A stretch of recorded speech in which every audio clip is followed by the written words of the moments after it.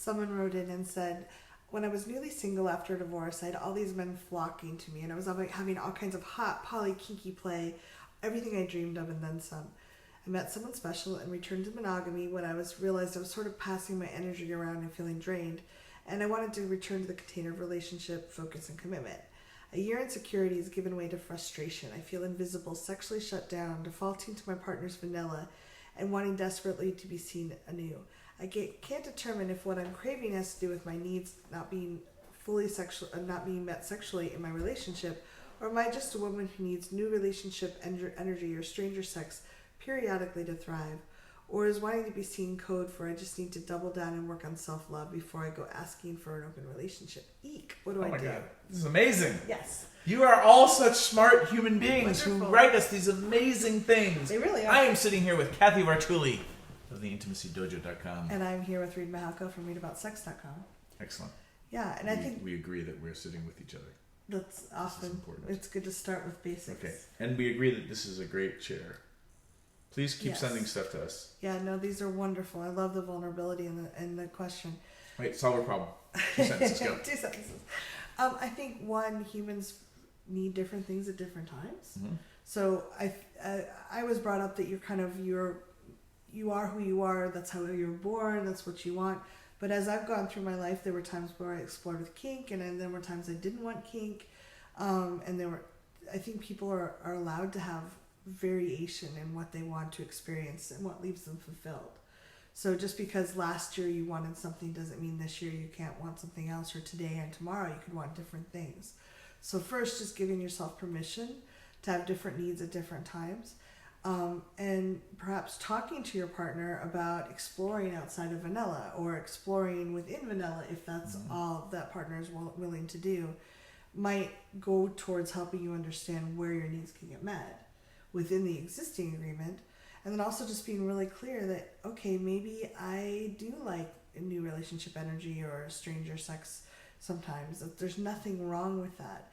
I think doing work on self-love is always useful, always valuable, but it doesn't change what we prefer sexually or what our body might be asking for, unless it's something we're using to escape who we are, I think. I'd love your thoughts on that. So first off, some of your questions are so awesome, and don't just take our advice for it. Yeah. Go find other support.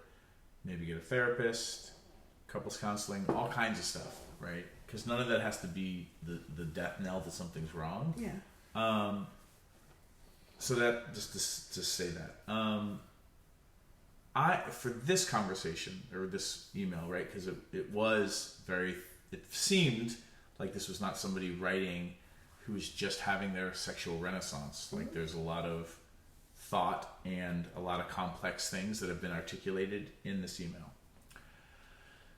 So I'm going to give a really simple bit of advice that's actually quite complex.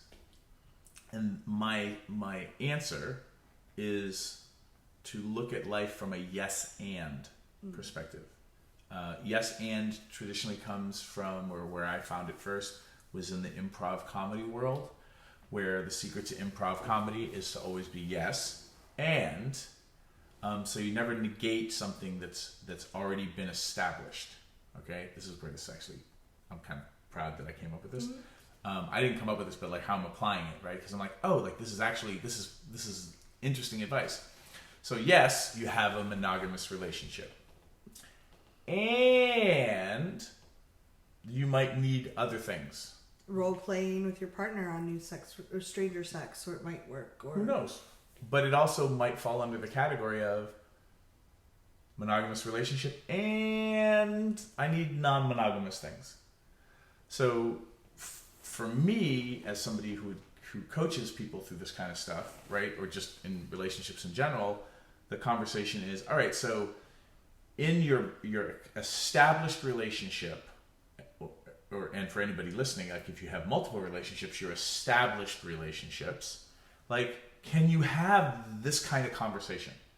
Can you have a nuanced conversation about this context? It's actually quite complex. Hey honey, we have a monogamous relationship. I have this past where I had all this this non-monogamy. I was going to say freedom, but it's actually air quotes around freedom. I had all this non-monogamy, and now I'm kind of curious that I might need to dip back into the non-monogamy pool just to feel fulfilled. Not sure yet if it's a has to. I have to do this, but like, can we talk about it? So, do you have a relationship where you could initiate that conversation? That's important. And again, I'm going to say, from just a healthy relationship standard, whatever relationship you're having, or whatever friendships you're having, can you have that kind of conversation? Like, which is actually kind of complex in that you're now asking yourself, am I dating somebody, or if you're using it with friends or business partners or whatever, are we literate enough about being able to talk about multi-leveled complexities to be able to even start having this conversation? Or are we actually not literate enough to do this, and we either need to bring in a third party to help navigate this, or we should go get the tools and then come back? Yeah, I think hiding part of yourself from your partner is not a good way to have a really solid relationship. And if you're having concerns or feelings, being able to talk about them, whether you can meet those needs in the relationship through fantasy or role play, or if you actually do this, like we were talking about in another video, the sooner you start talking about things that you're feeling, the easier it is to deal with. Yeah, and talking about something doesn't mean everyone's agreeing that it gets to happen. It's the beginning of mapping out what is there and what options we have. And then when you all decide or choose an option to explore, then you map out what exploring that option would look like. Yeah. So again, some people think that if they start talking about three-ways, they have to have a three-way. And I'm like, no, there's like a gazillion little steps to happen before that. To do it right, to, have everyone feel good about it, about exploring it, even if it doesn't go well. Like, and that alone is a very complex situation, right? How do you know if your relationship can handle trying something new and it not going you can't even well? Talk about it, yeah. And then you both being like, wow, let's celebrate that we tried that thing, but it was a train wreck.